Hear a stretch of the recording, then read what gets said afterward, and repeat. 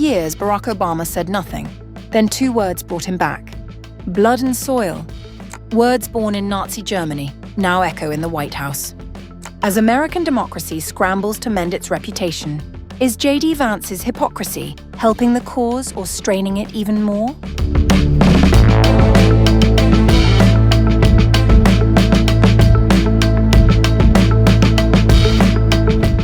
Barack Obama has broken his long silence on JD Vance, accusing the sitting vice president of echoing language tied to Nazi Germany while discussing America's Reconstruction era with author Malcolm Gladwell. Speaking during the conversation on July 20th, Obama argued the debates of that period never really ended. When you have the vice president, the current vice president, making a speech that is basically a blood and soil version of We the People, that, it matters who your parents were. The term blood and soil originated in Nazi Germany and remains closely associated with white nationalist ideology.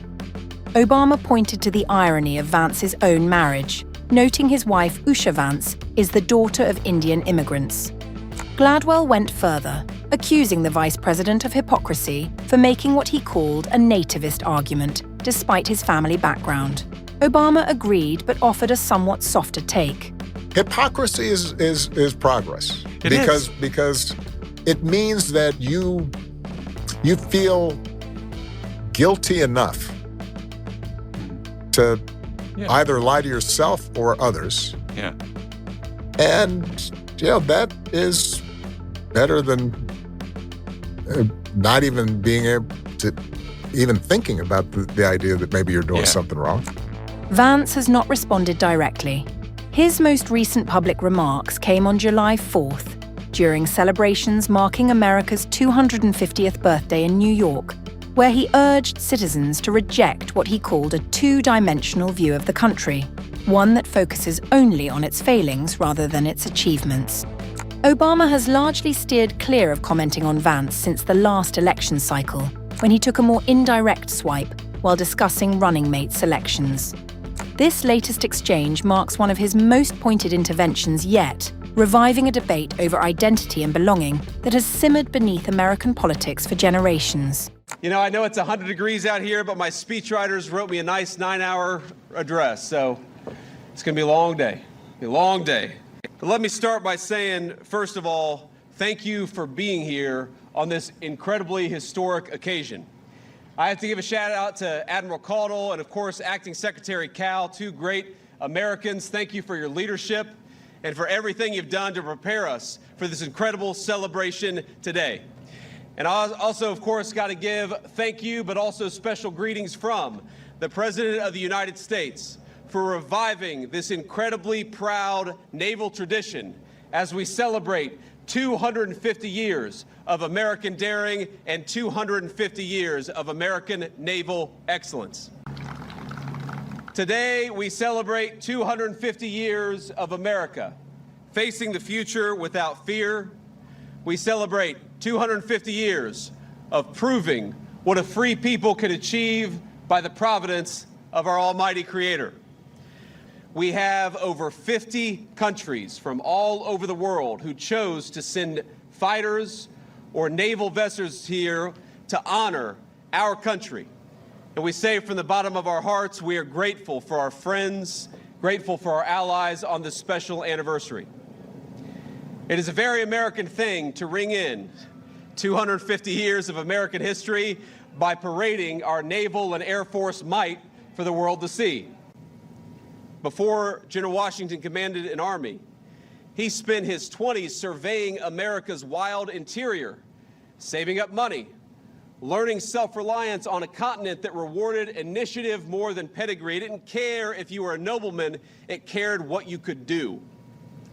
Now, our society at the time reinforced the habits Washington learned in the wilderness. Frontier life rewarded resourcefulness, while America's colonial assemblies taught citizens to govern their own affairs. It taught citizens to be self-governing human beings. Churches at the time, especially those who were touched by the Great Awakening, reminded congregants that no earthly hierarchy outweighed the equal dignity of every human soul before its creator. All of that came together. And so it was no surprise that when Washington's soldiers first heard the Declaration 250 years ago, they understood precisely what it meant. They understood the meaning that was conveyed.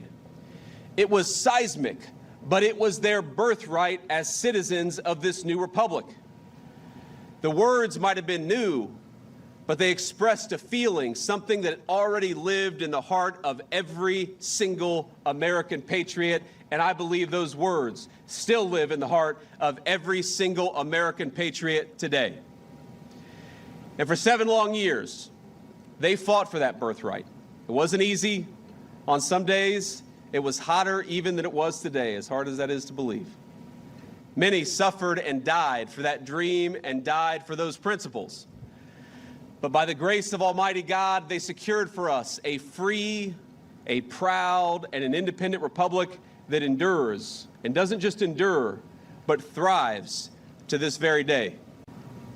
Ladies and gentlemen, I have to address what you will hear from some loud voices today, because as much as all of us, whether we're Democrat or Republican, whatever our political persuasion, all of us are celebrating.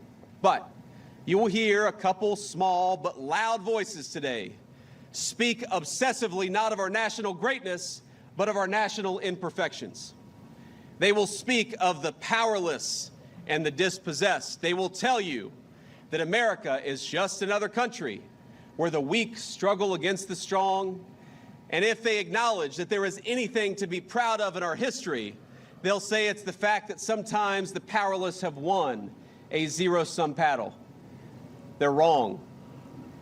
They'll talk about America's sins with the anger and zeal of a brimstone preacher, but without any of the grace or forgiveness that must be present in the Christian faith. So what I'd ask you to do, my fellow Americans, on our 250th birthday, is to reject the two-dimensional view of your fellow citizens and reject the two-dimensional view of your country. Reject that America is a place for zero-sum thinking, because it is not. Our history is one of people carving a great civilization out of the wilderness. Reject the view of your nation that sees only its sins, but not its grace and its greatness.